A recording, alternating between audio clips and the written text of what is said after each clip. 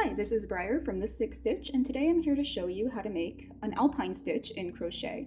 Now, before we begin, I just want to make two little disclaimers. One disclaimer is that if you can hear a loud mowing sound in the background, that is because somebody is riding a lawnmower outside and being really annoying, but I can't do anything about it, so I apologize for that. I will try to dampen it in post, but we'll see.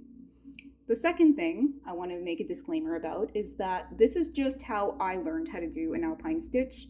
Like many advanced stitches in crochet, there are probably 1,000 different variations and different ways you could probably do an alpine stitch or a similar type of stitch.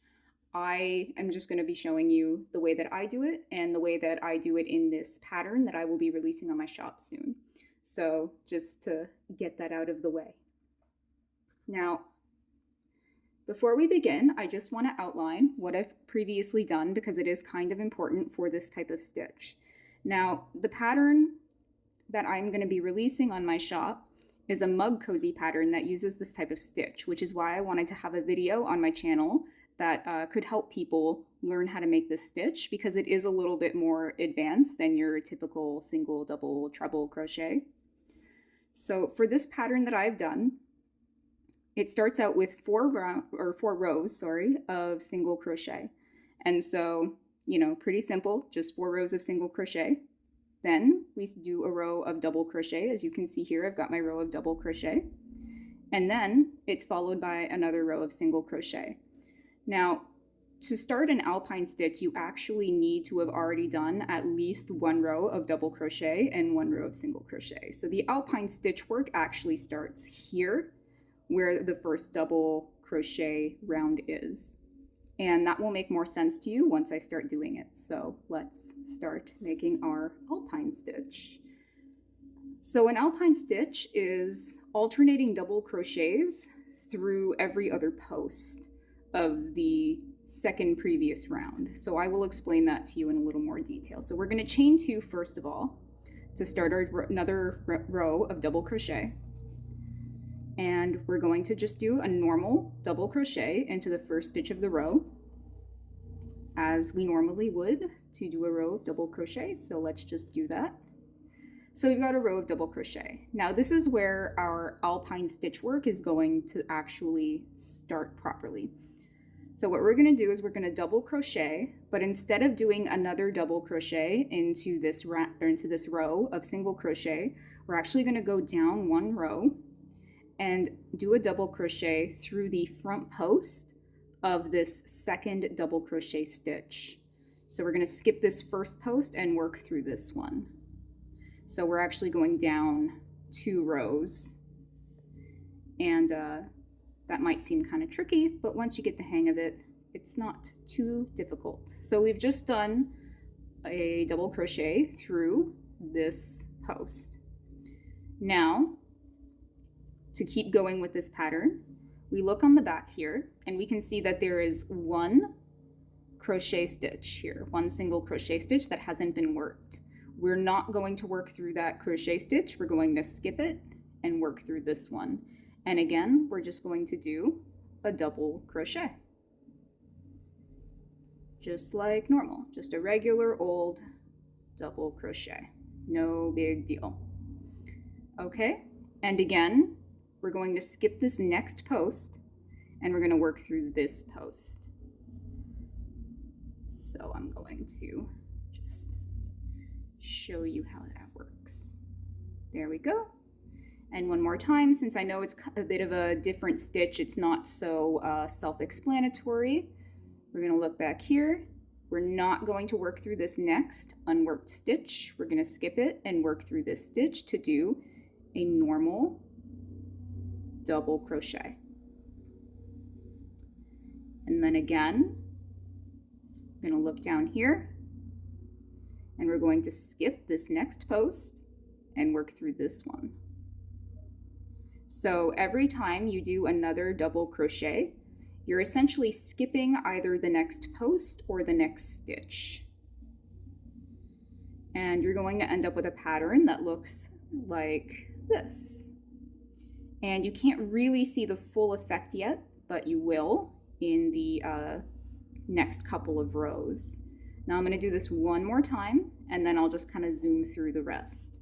So we're going to skip this next stitch and work through this one. And again, it's just a double crochet. And then we're going to go down 2 rows, and we're going to skip this next post here, and we're going to work through this post and do a double crochet through this post. So this is called a front post double crochet. It's often abbreviated in patterns as FPDC. There we go. And you can kind of see what's going on here now. And I will just fast forward through the last few here, since I feel like we've done enough for you to kind of get the gist.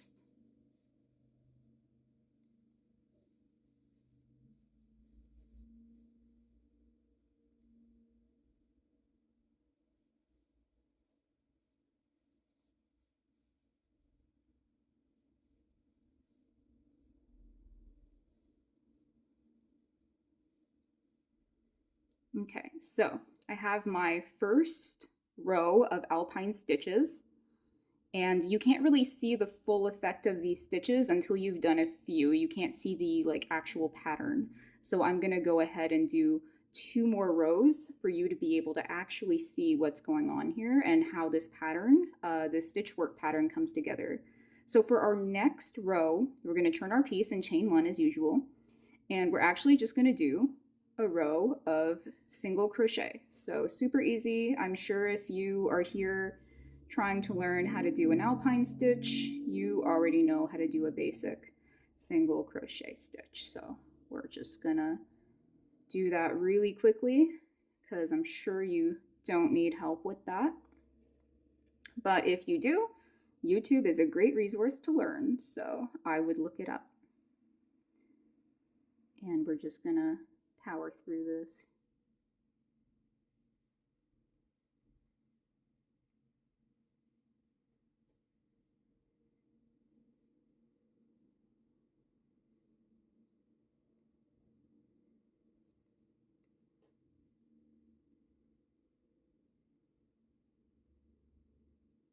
Okay, I've got enough.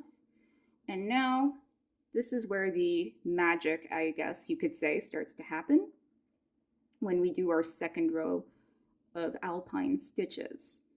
Now, to make an Alpine stitch pattern look like an Alpine stitch pattern, you alternate every other row. And what I mean by that is, remember how in the second row of double crochet we did with these alternating front post stitches, remember how we started with just a normal regular double crochet? Well, this time we're actually going to start with a front post double crochet. So we're actually going to work through this post. Remember, this edge here is just your chain. It doesn't count as a stitch. So this is actually your first post. So we're going to just double crochet through that post.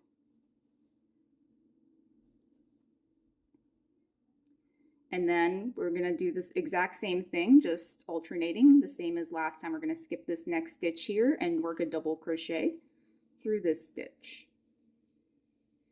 And then we're going to skip this next post and work through this one. And do another double crochet, but through that post instead of the stitch. Again, skip the next stitch, do a double crochet.